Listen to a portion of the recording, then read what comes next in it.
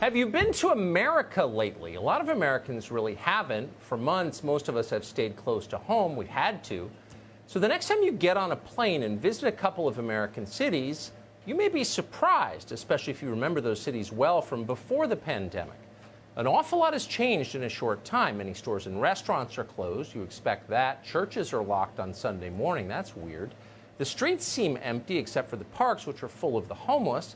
When you do see people, they tend to be wearing masks and they won't get close to you. It's a very strange experience. The country has changed a lot. The culture has changed a lot, and really not for the better. So the question is, how long will this last? How long do we have to endure this? When do we get our country back? When can we live like we used to live back in February? That question is too rarely asked, and in fact, asking it is actively discouraged. At first, you'll remember the authorities told us we could resume our lives when hospital admissions tapered off, when we flattened the curve. The curve stayed flat. In most places, it never bent. So we got a new benchmark for when we can get back to normal, when we get a vaccine. Everything will be fine once we can vaccinate against COVID-19. Many in authority told us that. They're still telling us that. The state of Virginia has announced that when a vaccine finally does arrive, it will be mandatory. Not all vaccines. Virginia will not require vaccines for hepatitis or HIV. They won't require a vaccine for meningitis either, despite the fact that meningitis kills a lot more, say, college students than coronavirus does.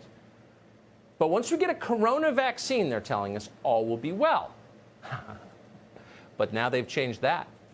Not true anymore. According to a new announcement from the World Health Organization, a vaccine, even if we get one, will not be the end of all of this. It will never end. You can get your injection, they'll make you get it, but you'll still be under arrest. The World Health Organization says that finding a vaccine is not the goal. Reordering society is the goal. Quote, we cannot go back to the way things were. That's a direct quote from the leader of the World Health Organization, Dr. Tedros, who, by the way, is not really a doctor. Because COVID-19 is not a public health crisis, really, or even a mere virus. According to Tedros, COVID-19 is, in fact, and this may surprise you, COVID-19 is really about global warming. As he puts it, quote, the COVID-19 pandemic has given new impetus to the need to accelerate efforts to respond to climate change. I bet you didn't see that coming. Bill Gates did. He agrees with that wholeheartedly. Earlier this month, Gates posted an essay to his personal website, which you probably haven't seen, arguing that the lesson of the corona pandemic is that the rest of us will have to sacrifice even more to save the Earth from warming. Now, for people who are not billionaire global influencers, this is all pretty confusing. Quick, what does the coronavirus have to do with climate change? Well, for one thing, China caused both of them. That's the obvious link. But that is definitely not the point Dr. Tedros and Bill Gates are making. Both of them bow before China. They would never meaningfully criticize the Chinese government. So you can be assured that's not the connection they're drawing. No. For Dr. Tedros and Bill Gates, pandemic and climate change share a very different connection. Both are useful pretexts for mass social control. Both are essentially unsolvable crises they can harness to bypass democracy and force powerless populations to obey their commands. Now it makes sense. Ever wondered why our leaders consider the coronavirus a major public health crisis, but not, say, suicides and drug ODs? Well, this is why. When a 26-year-old mother in New Hampshire drops dead from fentanyl, Bill Gates and Dr. Tedros don't get more powerful. Her death is useless to them. So they don't care. If you actually wanted to improve people's lives, you would look at things very differently, and you would probably reach very different conclusions about the pandemic. In just a few weeks, a deadly virus spread from central China through Europe to every major city in the West. And as that happened, the World Health Organization did nothing to stop it and, in fact, spread disinformation as it was happening. Those are the facts. So what would a rational person conclude from those facts? Well, the first and most obvious lesson is globalization has risks. It has upsides, of course, cheaper plastic crap from China, but it also has risks. Pandemics spread very, very fast. Then, as it happened, our most important international public health organization failed on purpose. It's corrupt.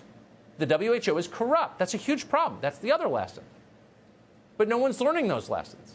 When was the last time you heard Bill Gates or Dr. Tedros say those things? Never. They never will say them because they wouldn't benefit from acknowledging they're true. This is true about all crises. They only take the lessons that empower them. How about global warming? How would a rational person assess global warming? If you really believe that carbon emissions were distorting the Earth's climate, and that's the claim they make, maybe they're right, then you would take a very close look at the forces behind those carbon emissions. You would ask hard questions about the global economy. You'd wonder, who's profiting from this system that's destroying the Earth?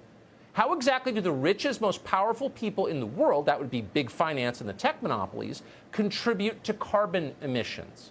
That would be the first question you would ask. That's the logical way to think about climate change. And if you began to think that way, you might wind up concluding that people like, I don't know, Michael Bloomberg were in fact climate criminals. Their private jets alone produce more carbon emissions a year than entire African villages do, not to mention more than your neighborhood does, a lot more. But tellingly, no one on the environmental left ever criticizes Michael Bloomberg. He's considered a leader in the fight against climate change. On the basis of the numbers, that is ludicrous, but they say it with a straight face and demand you believe it. Part of this is human nature. All of us tend to place ourselves at the center, in the heroic center of our own narratives. And that's particularly true of rich people who tend toward the narcissistic. But in this case, they are evading responsibility. They are profiting directly from a system they claim is unacceptable, but it's not their fault somehow. You know whose fault it is? Oh, it's your fault. You're the one who's doing it. You're the one who's killing humanity. You're the one who must change. You've got too many kids. You drive a pickup truck. You forgot to wear your little mask. You're going to hell. Good luck with your bankruptcies and your opioid crisis and your broken lives, middle America. We'll be at the Yellowstone Club having a drink. It's a scam. It's an obvious scam. Here's another data point for you that you won't see on television. Less than a month ago, on July 31st, the CDC, Centers for Disease Control in Atlanta, our primary public health organization, funded by the federal government, released guidelines to state health departments about patients infected with the coronavirus. How do you track the spread of this disease?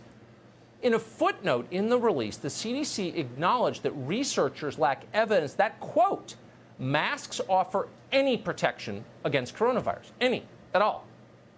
As health officials work to track the spread of the virus, the CDC suggested that they ignore whether or not people were wearing masks. In other words, wearing a mask may be completely irrelevant to the spread of the virus. Huh? So there is still no proof that masks protect us against COVID-19? That is apparently the conclusion the CDC reached. It's not something Trump tweeted. The CDC put that in a release to the states. It seems like a blockbuster story. Why isn't that on page 1 of the New York Times? Why is the entire media, the entire leadership class of the United States of America ignoring this? Masks are obligatory. They're mandatory everywhere. Just the other day, Joe Biden announced that if he's elected, you will be required to wear a mask when you're alone outside. What is going on? You know what's going on. Fear works. The more afraid you are, the more you will accept. Again, a feature of human nature. The more cut off you are from your family and your friends, the more power they have to control you. This is an election year. Democrats want to win in November. The virus is their main shot to win. Nobody disputes that who's looked at the numbers. They're using fear of the coronavirus to achieve that. For example, polling places. They would like to close more of them. Why? To force a vote by mail. Why? Because vote by mail is more easy to manipulate. The latest coronavirus relief bill the Democrats are pushing would bring ballot harvesting to every state. What does that have to do with defeating the virus? Nothing. It's not science, it's politics. But here's the key thing to remember. All of us are assuming, and on the right, it is gospel. This will end if Joe Biden wins. On Inauguration Day, no more lockdowns. Yeah, don't bet on it. This isn't ending. The Wuhan pandemic has made our leadership class more powerful than they have ever been.